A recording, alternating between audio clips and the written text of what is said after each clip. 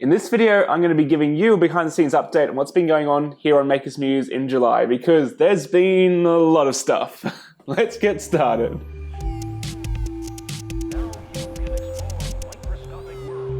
How's it going, guys? Angus here from Makers Muse. So I do apologize for the lack of consistent regular content this month.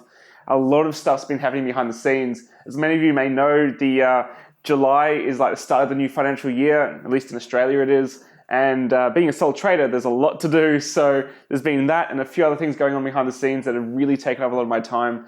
And it sort of stopped me from making heaps of videos, but I've still been super busy behind the scenes. So I thought I'd make an update video to show you everything that's been going on, to give you a bit of a taster of what's coming up, and also to thank my patrons for being so supportive. So this is coming live on Patreon first, before going live on the channel a few days later. So thank you guys, it really does mean the world to me. You help me keep going while I'm having these tough periods, and there's a lot of stuff going that I'm really keen to share with you very, very shortly. So let's kick off with the printer reviews. I've been taking on a few extra printers to review. Now, I did take a break from reviews, but I figured there's a new batch of machines coming out, and I'm going to actually tackle them to see, have they gotten better? What should I recommend to you guys in 2019? And I do apologize for the noise. That is the old reliable Prusa Mark III printing in the background. But the machines that I've been testing out are scattered all around the workshop. So let's start with something that you've probably never heard of before. So this is the PI5 Plus, a company that I had never heard of before, but they've been around for a few years apparently. And when they got in touch, this machine looked space age, it looked interesting with a few features. And I thought, you know what?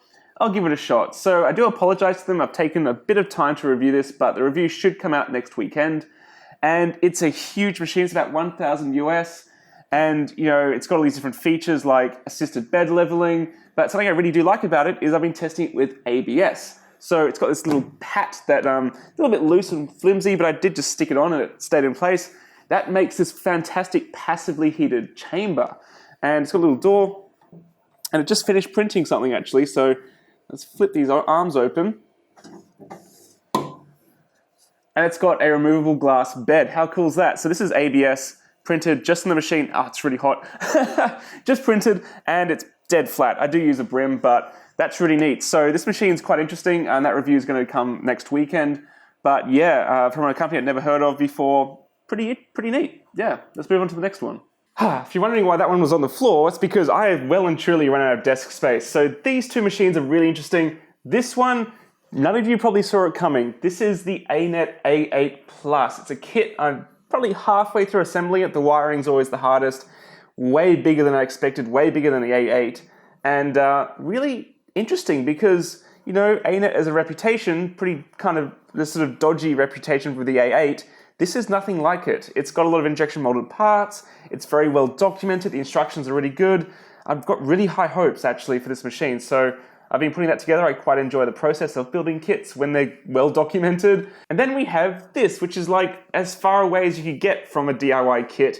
It's the Silhouette Alta. And this is actually not aimed at 3D printing enthusiasts. It's aimed at crafters. So Silhouette make all sorts of sort of vinyl cutting and embossing machines.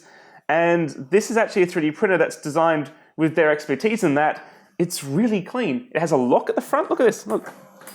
Little lock to keep the door closed. You can take the key out to keep it safe. It's PLA only, really tiny little delta, but really polished. And so far, so good. I'm actually really quite enjoying it. The print quality is not fantastic, but the user experience is quite top-notch, actually. So that's really interesting too, and it's quite affordable, which is surprising considering the build quality. And then the last machine we have is this. I don't know if you can see it in the camera, the FlashForge Adventurer 3.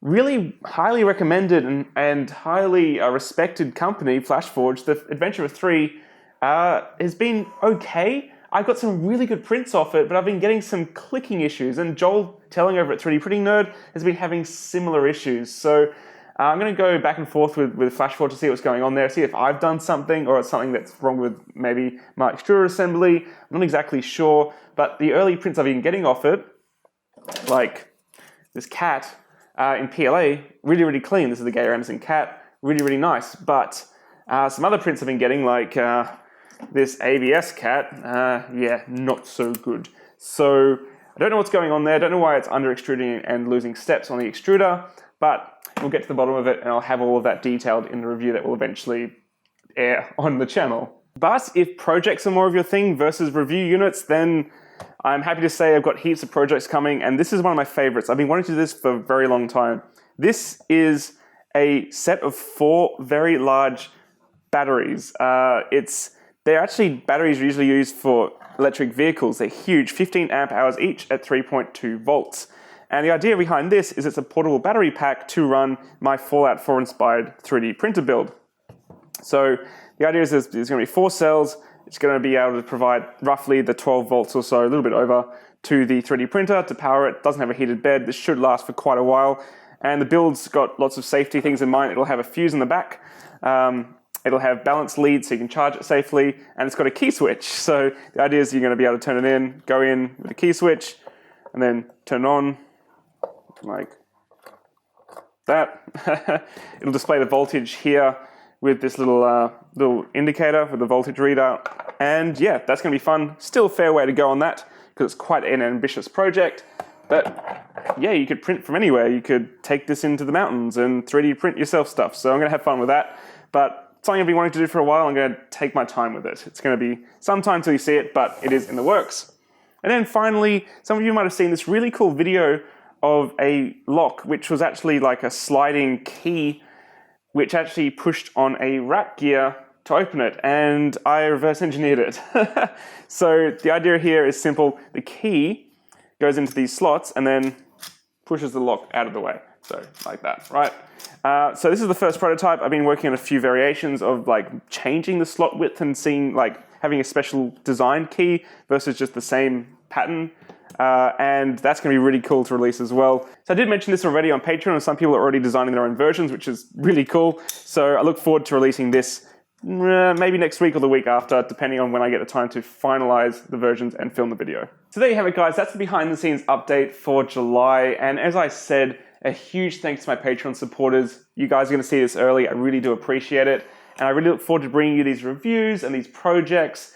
And out of all of them, the most surprising is this cat. It's not a cat, it's a bunny. This bunny, it's ABS bunny on the PI5 Plus is stunning. Completely unexpected. And that review is going to be very interesting because it's a very interesting machine, actually. Very few different approaches for different things. So thanks for watching. Thank you for bearing with me. And I look forward to seeing you very shortly here on Maker's Muse. Catch you later, guys. Bye.